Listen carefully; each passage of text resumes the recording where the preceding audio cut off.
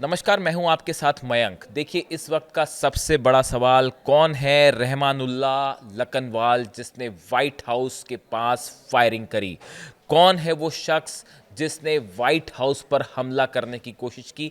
इसको white house पर हमला भी कहा जा रहा है क्योंकि जिस जगह ये हमला हुआ अमेरिका में वॉशिंगटन डीसी में, वहाँ से व्हाइट हाउस पहुँचने में सिर्फ 3 मिनट लगते हैं। अगर आप पैदल भी चल के जाएंगे तो 3 मिनट में आप व्हाइट हाउस के अंदर दाखिल हो जाएंगे जिस जगह पर यह हमला किया गया। और जिस शख्स ने अमेरिका में वॉशिंगटन डीसी में गोलीबारी की, इसका नाम है रहमानुल्लाह लखनवाल। अब ये शख्स के बारे में तमाम लोग पूछ रहे हैं, जानना चाहते हैं कि ये शख्स कौन है और इसने क्यों गोलीबारी करी। ये बड़ा महत्वपूर्ण है।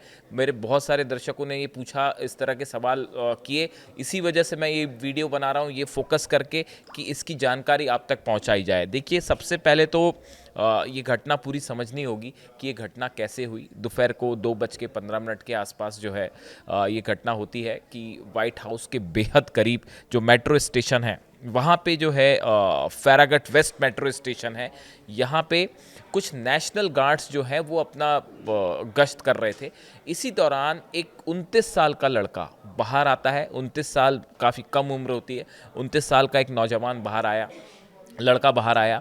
उसके हाथ में एक शॉट गन थी। आपको हर चीज़ पर नज़र रखनी पड़ेगी कि किस हथियार से फायरिंग हुई, कैसे फायरिंग हुई, मोटिव क्या था। ये हमको समझने में मदद करेगा कि उसके पीछे उसका मकसद क्या था। इस समय पूरा अमेरिका ये जानना चाहता है आखिर इस शख्स ने फायरिंग क्यों की। देखिए, हम पहले घटना समझे कि क्या कैसे फायरिंग हुई। ये शख्स बाहर आता है, सामने कुछ नेशनल गार्ड्स थे। ये वो नेशनल गार्ड्स हैं जो कि डोनाल्ड ट्रंप ने अपनी पॉलिसी के तहत जो है वॉशिंगटन डीसी में सुरक्षा के लिहाज से जो है वो तैनात किए हैं। ये बाहर आता है, एक कॉर्नर से निकल के आया, उसके हाथ में शॉट गन थी। उसने अंधाधुंध फायरिंग शुरू कर दी, जो कि गोलियां 2 नेशनल गार्ड्स को लगी हैं। और वो दोनों, पहले खबर आई कि दोनों की मौत हो गई, लेकिन फिर बाद में खबर आई कि मौत नहीं हुई है। बेहद गंभीर हालत में दोनों को अस्पताल में भर्ती कराया गया।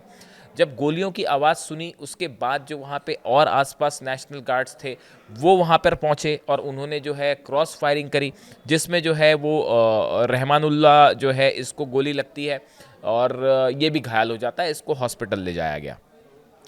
अब देखिए, ये जो शख्स है रहमानुल्लाह, जिसके बारे में इतनी चर्चा हो रही है, देखिए ये पहली बात तो ये है कि ये अफ़गानिस्तान का रहने वाला है।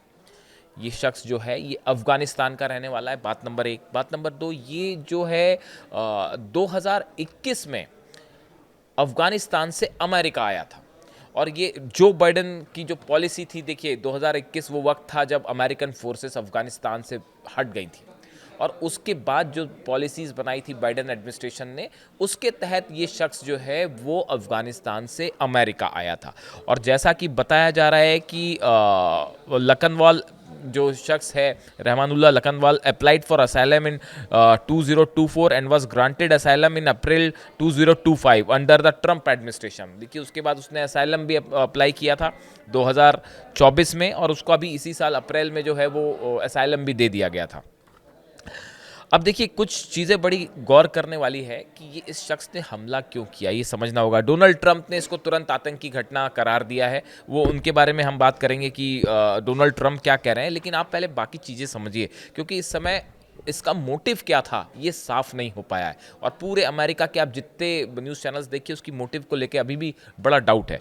देखिए, इसमें जो एमपीटी के executive assistant chief Jeffrey Carroll है, जो वहाँ के अधिकारी हैं, इनका बयान आया, it appears to be a lone gunman that raised a firearm and ambushed these members of National Guard. इनका कहना ऐसा है कि ये शख्स अकेला था, इसके साथ कोई और नहीं था।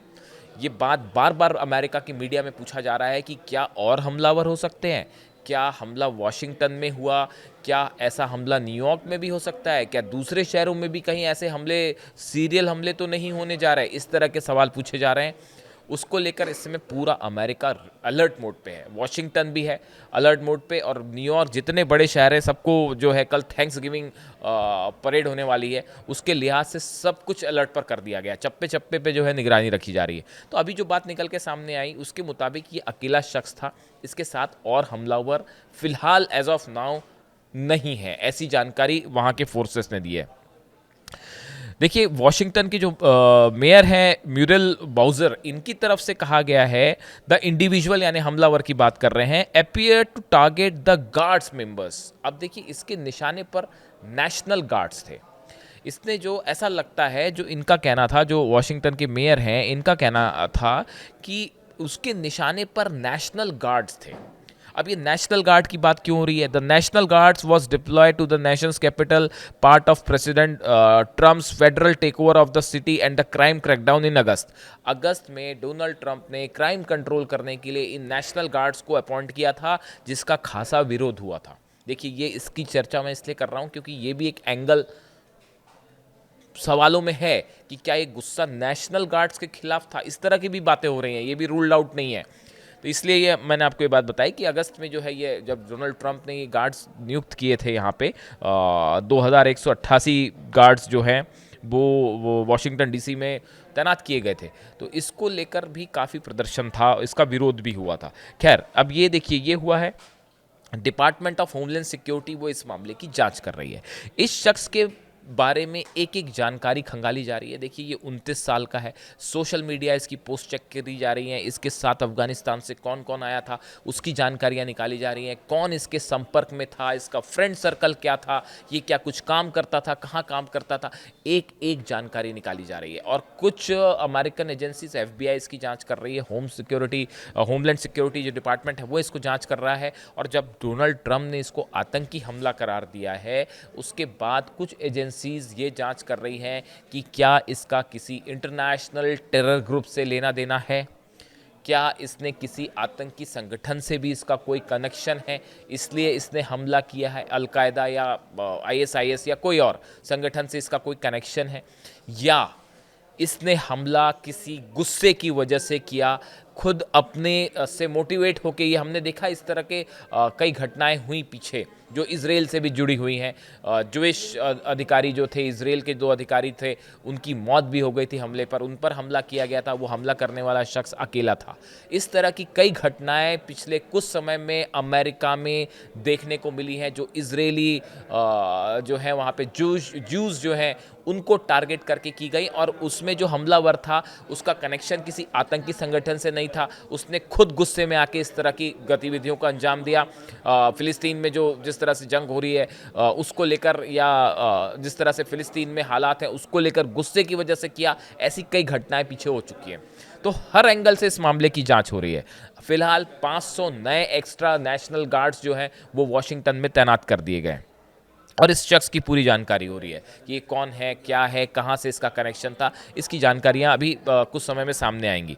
देखिए, Donald Trump called the shooting as an act of evil, an act of hatred, an act of terror. इन्होंने इसको तुरंत जो है वो एक आतंकी हमला करार दिया है। It was a crime against our entire nation. उन्होंने इसको देश के खिलाफ क्राइम करार दिया।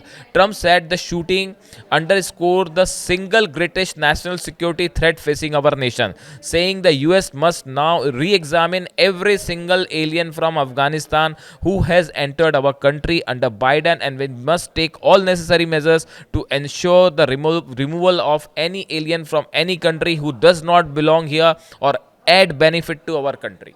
डोनाल्ड ट्रंप ने आदेश दे दिए हैं कि जितने अफगान सिटीजन्स आए हैं अमेरिका, उन सब की जांच की जाए, सबके इमिग्रेशन रोक दिए जाएं, एक एक शख्स की जांच की जाए कि वो उनका बैकग्राउंड चेक किया जाए, और जो है अच्छे से जानकारी निकाली जाए। उनका कहना है कि जो बाइडन प्रशासन के समय ये आए थे, उन्होंने एक बार फिर ठीकरा जो बाइडन एडमिनिस्ट्रेशन पे फोड़ दिया, जैसा वो कई मामलों में आरोप लगाते रहे हैं। इसके बाद जो इमिग्रेशन सर्विस है अनाउंस्ड, उन्होंने कर दिया कि processing of all immigration request relating to Afghan national is stopped indefinitely. उन्होंने जितने भी इमिग्रेशन हैं अफगानिस्तान से रिलेटेड सबको रोक दिए। अब एक एक फॉरेन नेशनल की जांच हो रही है जो बाहर से आए हैं। अब देखिए, ये पूरी घटना जो है, ये जो रहमानुल्लाह शख्स है 29 साल का है, इस खुद भी ये गोलीबारी में घायल हुआ है, इसको भी हॉस्पिटल में एडमिट किया गया है। दोनों नेशनल गार्ड्स की हालत बेहद गंभीर है, और ये भी जो है इस लड़के को भी जो है एडमिट किया गया है। अब इससे पूछताछ की जाएगी और ये जानने की कोशिश की जाएगी। पूरा अमेरिका ये जानना चाहता है, पूरी दुनिया ये जानना चाहती है। देखिए, जिस जगह ये हमला हुआ, एक तो जिस वक्त हमला हुआ उस समय डोनाल्ड ट्रंप व्हाइट हाउस में नहीं थे, फ्लोरिडा में थे। सिर्फ 3 मिनट की दूरी, आप समझ सकते हैं पैदल किसी जगह से आप अगर 3 मिनट की दूरी पे व्हाइट हाउस है और वहाँ से पैदल बढ़ें तो 3 मिनट में आप व्हाइट हाउस पहुँच जाएं, तो इसे बहुत उसको एक प्रकार से व्हाइट हाउस पे ही हमला माना जा रहा है। बहुत सारे लोगों का कहना है कि ये बड़ा व्हाइट हाउस के करीब हुआ। तो एक सेगमेंट का ये कहना है कि ये टेरर अटैक है, आतंकी हमला है, और क्या इस शख्स का किसी इंटरनेशनल ग्रुप से कोई कनेक्शन है, उसकी जांच की जा रही है। एक एंगल ये भी निकल के आ रहा है कि क्या ये गुस्सा नेशनल गार्ड्स के खिलाफ है जो कि तैनात किए गए थे। ये बड़ी सारी चीज़ें हैं जो अभी साफ नहीं है, जिसके बारे में जो है वो कुछ जांच के बाद ही चीज़ें सामने आएंगी। FBI इन्वेस्टिगेट कर रहा है, होमलैंड सिक्योरिटी इसको इन्वेस्टिगेट कर रहा है, लेकिन ये जो शख्स है रहमानुल्लाह, इसके नाम को लेकर रहमानुल्लाह लकनवाल, ये वो नाम है जो फ़िलहाल अमेरिका में एक खौफ का पर्याय बन चुका है और जिसको लेकर तमाम सवाल हैं। सब ने जिस तरह से ये अटैक हुआ और इसको डोनाल्ड ट्रंप ने फ़ौरन उन्होंने एड्रेस किया कंट्री को सामने आके और उसको टेरर अटैक बताया और इसमें सख्त कार्रवाई के आदेश दिए हैं कि जो है एक्शन लिए जाएं। उसके बाद पूरे अमेरिका में इस हमले के बाद एक डर का माहौल है। मीडिया बार बार ये सवाल कर रहा है कि क्या ऐसे और हमले तो नहीं हो सकते, तो इसकी जांच करने में जितनी सुरक्षा एजेंसीज हैं वो जुटी हुई है। अभी तक जो जानकारी आई कि फॉरेन मतलब अफगानिस्तान का रहने वाला है शख्स और 2025 में से असाइलम भी दे दिया गया था। ट्रंप एडमिनिस्ट्रेशन में आया ये जो बाइडन के समय था, जो कि 2021 में जब अमेरिकन फोर्सेस वापस आई तो कई अफगानिस्तान के लोग अमेरिका आए थे, उन्हीं के साथ इसको भी परमिशन मिली थी अमेरिका आने की। अब बड़ा सवाल यही है कि क्या ऐसे और हमले हो सकते हैं और इसने ये हमला क्यों किया? क्या ये किसी संगठन से प्रभावित होकर किया या इसके मन में खुद कोई गुस्सा था अमेरिका को लेकर? ये काफ़ी सारे सवाल हैं जिसके जवाब जैसे ही आते हैं मैं एक वीडियो और बनाऊंगा ताकि इसमें दूध का दूध और पानी का पानी किया जाए कि एग्जैक्ट इसकी हमले की वजह क्या थी। कमेंट करिए, बताइए वीडियो आपको कैसा लगा। Thank you so much.